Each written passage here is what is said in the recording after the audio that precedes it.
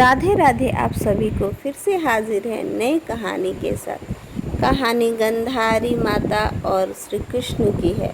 पुत्र वियोग में तड़पती गंधारी माता जब श्री कृष्ण को श्राप देने चली थी, तब कृष्ण गंधारी जी से कहते हैं, माता मैं शोक मोह पीड़ा सबसे परे हूँ। न जीत में, न हार में, न मान में, न अपमान में, जीवन में, न मृत्यु में, न सत्य में, न असत्य में मैं किसी भी बंधा नहीं हूँ माता। काल महाकाल सब मेरे दास हैं, मैं उन्हीं से अपने कार्य सिद्ध करवाता हूँ। हे माता, युद्ध अवश्य संभावी था।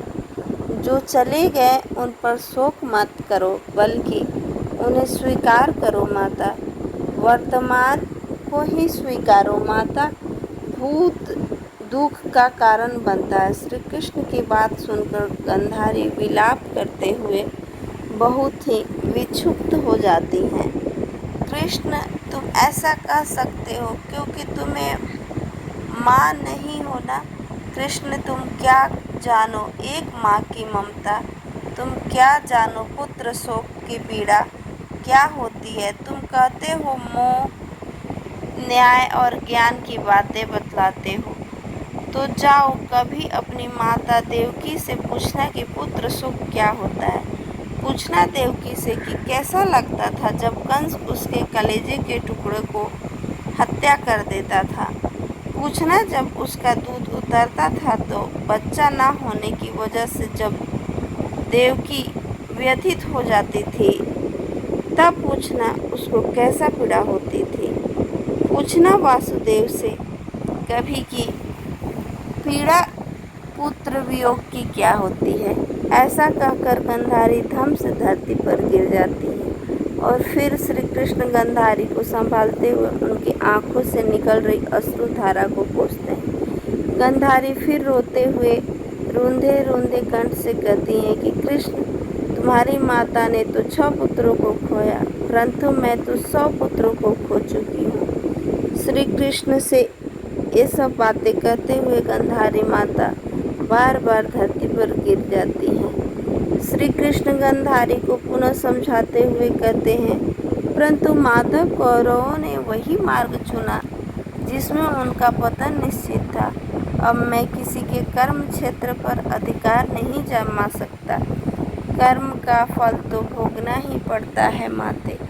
ऐसा बार बार करते हुए माता गंधारी को कृष्ण जी समझाते हैं। गंधारी कृष्ण की तरफ अश्रुपूरित नेत्रों से देखते हुए बोली, हूँ ये कहना आसान है केशव, परंतु एक माता के लिए उसका पुत्र ही महत्वपूर्ण होता है।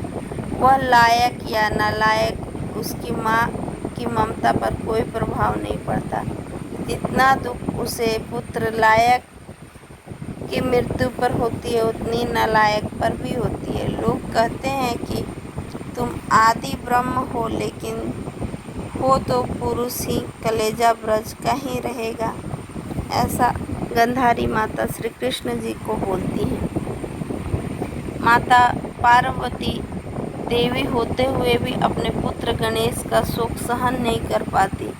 हे कृष्ण, कभी माँ बनकर देखो, तब तुम्हें पता चलेगा कि तुम्हारी गीता ज्ञान ममता के आगे कितना टिकता है। यदि मोह ममता अज्ञान का परिचायक है तो तुमने इस मोह की संसार रचना क्यों की। बना लेते अपने ज्ञानियों का संसार। क्या आवश्यकता थी मोह के संसार की रचना करने की। तुम तो जानते हो तुम्हारा ज्ञान नीरस है, निर्जीव है, इतना यथार्थवादी है कि उसमें संसार नहीं चल पाएगा। तभी तुम मोह ममता का सहारा लेते हो। ऐसा गंधारी माता श्री कृष्ण जी को कहते हुए तभी वहाँ सभी पांडव आ जाते हैं, जिन्हें श्री कृष्ण इशारे से बाहर जाने का संकेत देते हैं। मगर युधिष्ठिर संकेत को नहीं समझ पाते और गंधारी के पास आकर क्षमा मांगते हुए कहते हैं कि हे गंधारी, आप माँ हो, बड़ी माँ, हम दोषी हैं, हम अपराधी हैं। आप हो सके तो माता हमें क्षमा कर दो। युधिष्ठिर की वाणी सुनकर गांधारी के क्रोध में भर जाती हैं। उन्हें दुर्योधन की टूटी जंघा, दुशासन की छाती को चीरकर लहू पीता हुआ भीम को स्मरण होने लगता है। ऐसा जो भी युद्ध में घटना घटित हुई थी सब स्मरण होने लगता है। श्री कृष्ण समझ चुके थे कि गांधारी अब पुत्र शोक में पांडवों को श्राप देगी, इसीलिए कृष्ण गांधारी का ध्यान पांडवों की तरफ से हटाने के लिए व्यंग हो गए और माता का टूटता टूटता हुआ मन, अपने पुत्र वधू का अपमान किया, उस छाती को चीरता आवश्यकता जिसने द्रौपदी के केशों को छूने की धृष्टता की, इन सब का विनाश आवश्यक था। अन्यथा इसके लिए किए गए कृत्यों को मानव अपना आदर्श बना लेते हैं, जिससे एक शिष्ट समाज की कल्पना नहीं हो सकती है। हे माता, जिन पर आप शोक कर रही हैं वो शोक के योग्य नहीं है, ऐसा श्री कृष्ण माता गांधारी को समझाते हुए कहते हैं। श्री कृष्ण के कहे वाक्यों को सुनकर गांधारी क्रोध से तपने लगती हैं और कठोर वाणी में कहती है, हे यादव, हे माधव, मैं शिव भक्तिनी गांधारी अपने पतिव्रत धर्म से एकत्रित किए गए पुण्य शक्ति से तुम्हें श्राप देती हूँ। जिस तरह कुरुवंश का विनाश हुआ है उसी तरह पूरे यदुवंश का भी विनाश हो जाए। ऐसा माता गांधारी ने श्री कृष्ण को श्राप दे दिया। जब गांधारी ने ऐसा कहा तो श्री कृष्ण बोले, माता, यह श्राप आपने मुझे नहीं स्वयं को दिया है।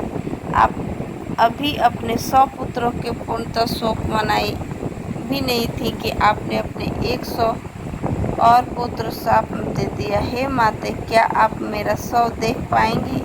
माते, मुझे आपका श्राप स्वीकार है, क्योंकि न तो मृत्यु होती है और न ही जन्म, न ही मेरा इस शरीर से कोई प्रेम है। माते, आपका इस शरीर से प्रेम है और आपने श्राप देकर स्वयं को फिर दुख के सागर में डुबा दिया है। इस तरह माता गांधारी को श्री कृष्ण जी समझाते हैं। श्री कृष्ण की यह बात सुनकर गांधारी ने अपने किए पश्चाताप हुआ और बोली, हे गोविंद, कुरुवंश के नहीं बचा पाए मगर यदुवंश को बचा लो। मैं तुमसे भिक्षा मांगती हूँ। हे माधव, अब मैं अपने पुत्रों के शव नहीं देखना चाहती। श्री कृष्ण गांधारी माता से कहते हैं, आपने माता जो श्राप दे दिया है, क्या वो खाली हो सकता है? क्या वो मिथ्या हो सकता है? ना मैंने कुरुवंशियों के कर्म में अपना प्रभाव जमाया और ना ही मैं यदुवंशियों के कर्म क्षेत्र में अपना प्रभाव स्थापित करूँगा। यदुवंशी भी अपने कर्मों का भुगतान करेंगे और कुरुवंशियों ने भी किया। हे माता, मैं किसी की स्थिति में धर्म का त्याग नहीं कर सकता। ऐसा श्री कृष्ण जी ने माता को समझाया। आपको कैसा लगा? राधे राधे।